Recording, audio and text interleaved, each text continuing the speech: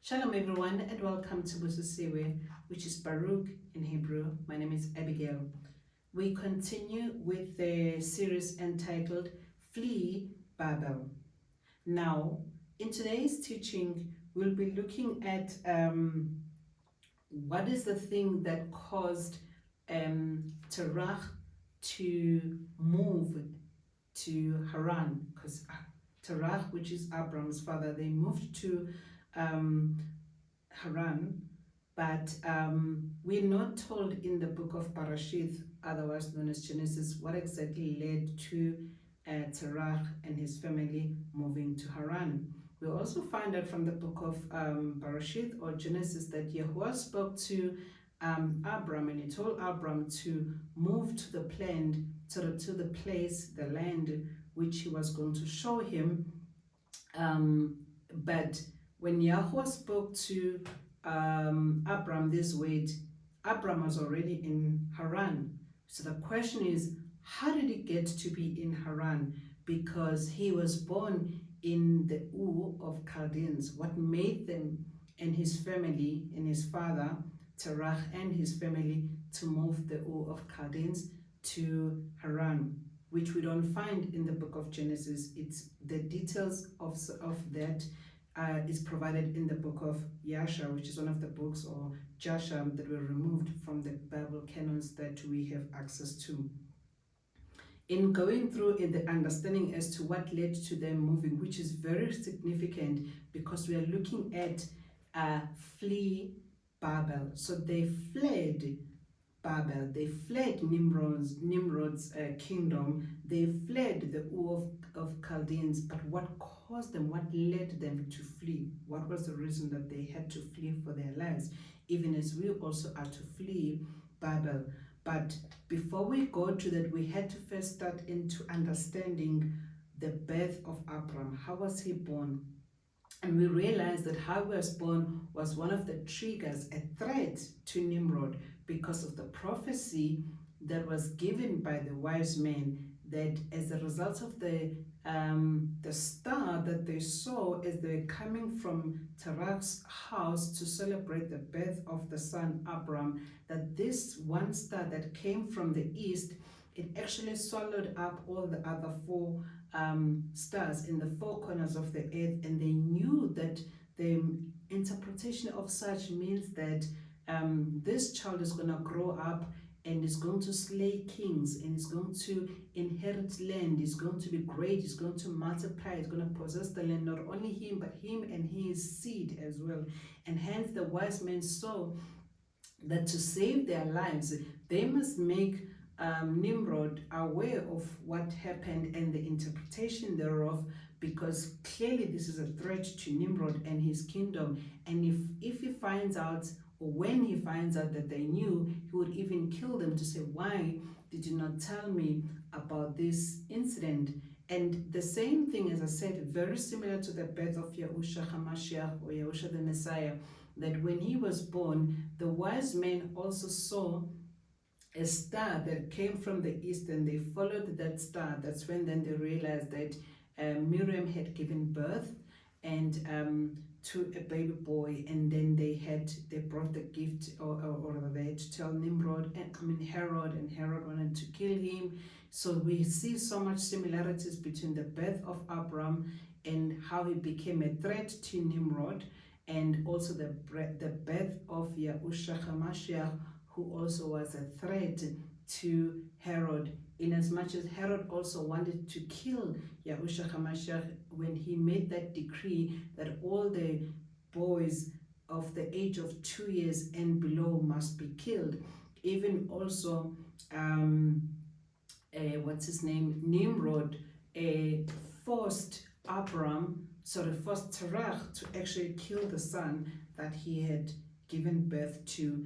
And we'll go through the information to the narration of that whole incident as you go through the teaching. So within the series entitled Flee Babel, we'll be looking at particularly 3 segments that just gives an oversight as to how Terach, Abram's father, left Ur of Chaldeans, together with his family, with Abram and his niece and so forth.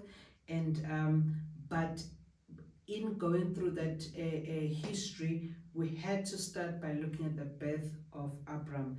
And then now we are looking at Abram's search for the true Aluah, because he's in this place where everyone is worshipping the mighty ones.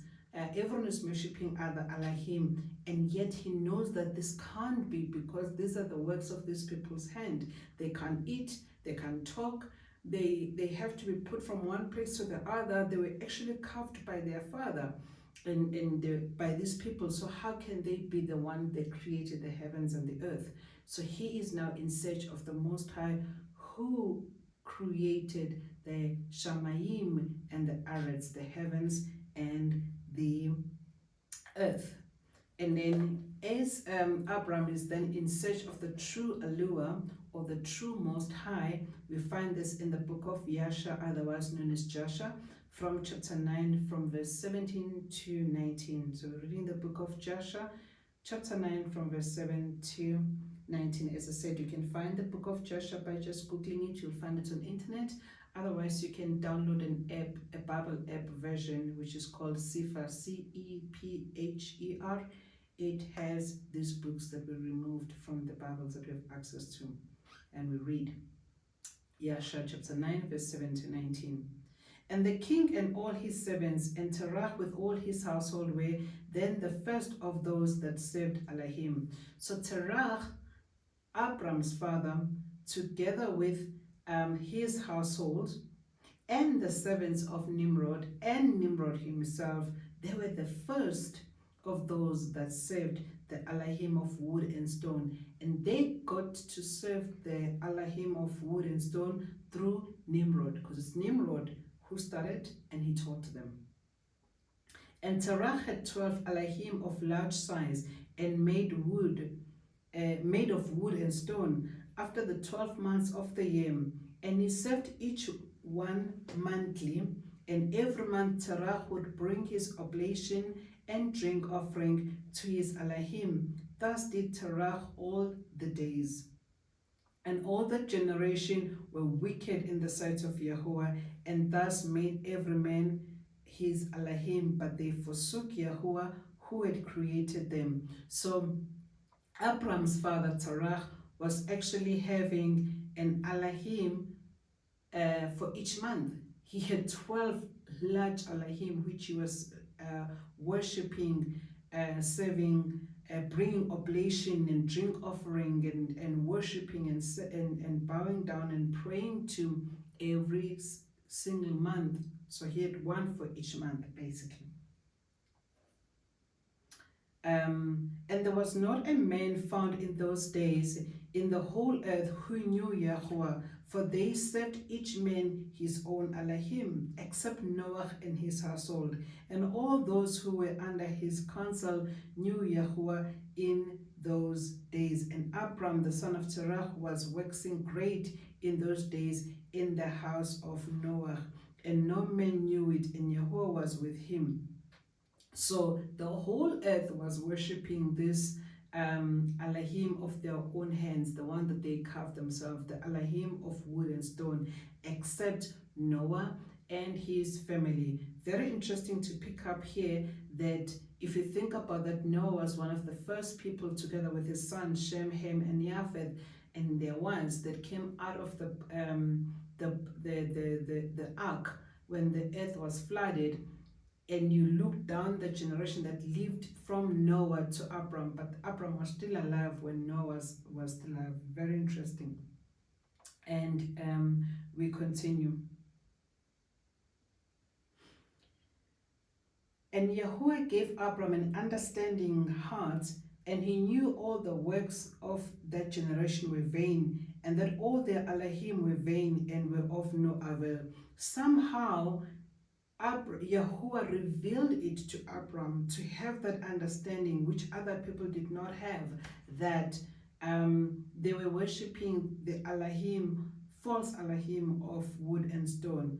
And Yahuah revealed it and gave Abram an understanding that this is in vain. this is to no avail. But yet, Abram still did not have that relationship, did not know Yahuah, and that's why this topic, today's teaching that we're looking at, it's titled Abram's Search for the True Aluah. And Abram, he knew that Yahuah revealed to him that, or gave him understanding that all these alahym were vain and were of no avail. And Abram saw the sun shining upon the earth, and Abram said unto himself, surely now this sun that shines upon the earth is Aluah, and him will I serve. And Abram served the sun in the day, and he prayed to him, he prayed to the sun. And when the evening came, the sun set as usual, and Abram said within himself, surely this cannot be Aluah. And Abram still continued to speak within himself, who is he who made the heavens? Who is he that made the earth? Who created upon the earth? Where is him? And as is pondering upon himself in search of the true creator of the Shamayim and the Arets, the heavens and the earth and everything in it, then it became dark. And because initially, when it was during the day, he had thought that truly the sun must be Aluah because of its beauty, its majestic, its esteem. But when then the sun set, he said, no, this cannot be Aluah, because why would he disappear? He created everything, so he must always be there. So then the sun, then the moon rose, and then we read, it says then,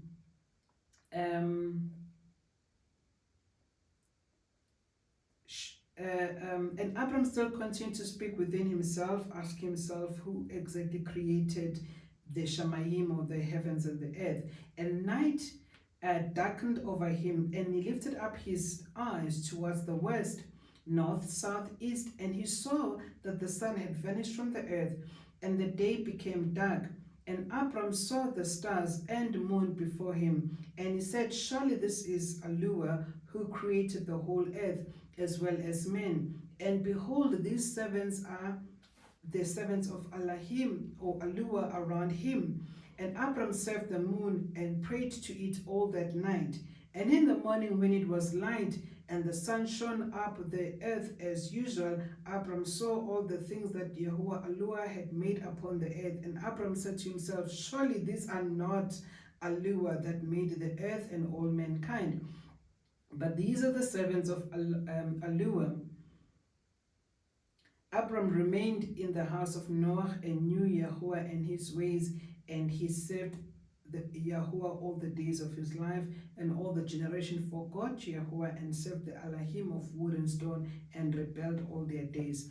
So as Abram is in search of the true Aluah, initially he thought it was the sun, then the sun set, then the moon rose, and with the stars at night, and he said, truly this must be the Aluah.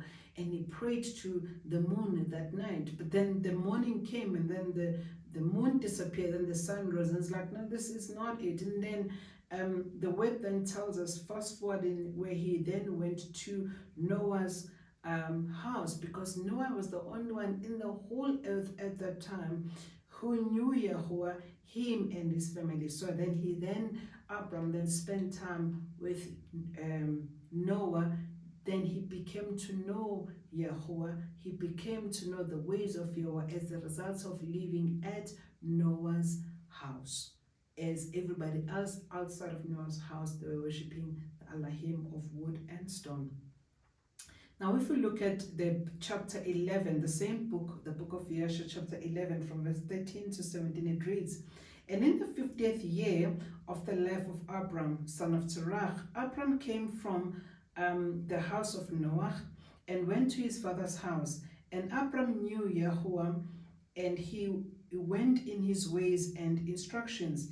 And Yahuah was with him. And Terach, his father, was in those days still captain of the host of the king Nimrod. And he still followed the strange alahym. And Abram came to his father's house and saw these 12 alahym standing there in their temples.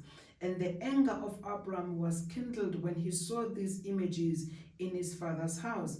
Abram said, as Yahuah lives, these images shall not remain in my father's house. So shall Yahuah who created me do unto me, if in 3 days I don't break them all. So we see the zeal that Abram had, the zeal that he had for Yahuah, that he said to himself, I am going to destroy these false alahym that are in my father's house, these 12 alahym. I'm going to do this, I'm going to destroy these images in 3 days, and if I don't do it, if I don't break them all in 3 days, so Yahuah does unto me. And we see also Yahushua HaMashiach having the same zeal for Yahuah and Yahuah's house, when we are told that when he was in the temple and he found the people exchanging money, selling doves. He was just so busy, hectically doing things that is not of Yahuah. And he said to them, have you not read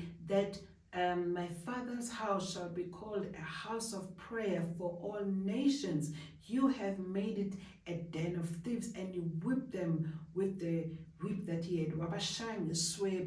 He beat them and chased them from there. That's the zeal. And he tended the tables around it. The money was on the floor.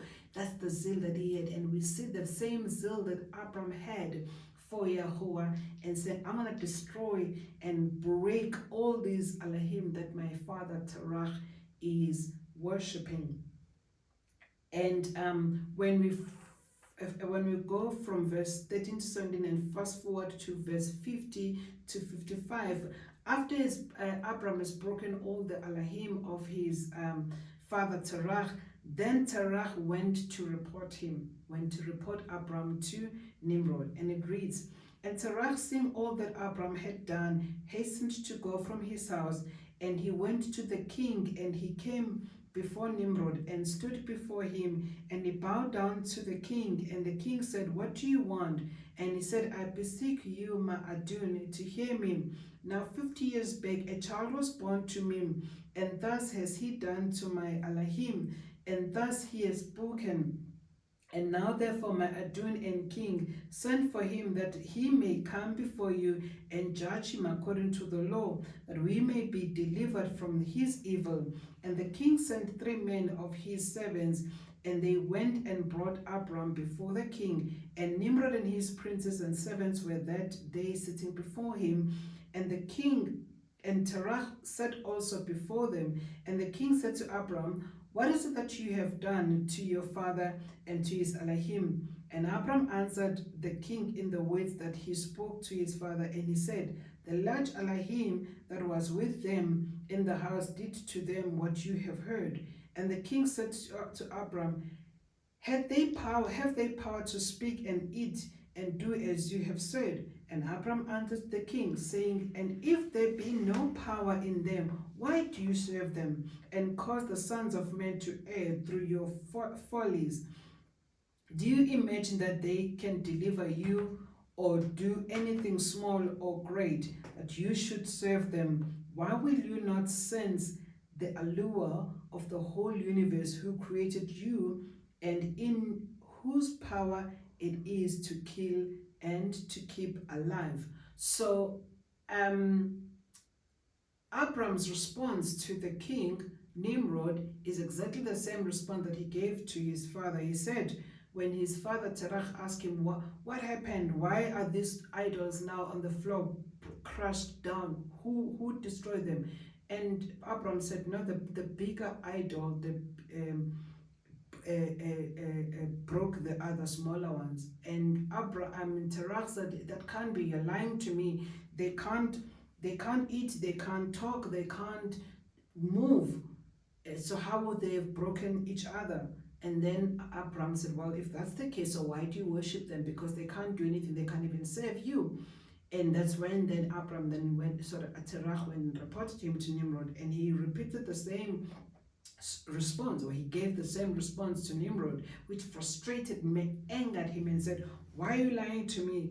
That's not true. And he said, well, if then they don't have power, why serve them?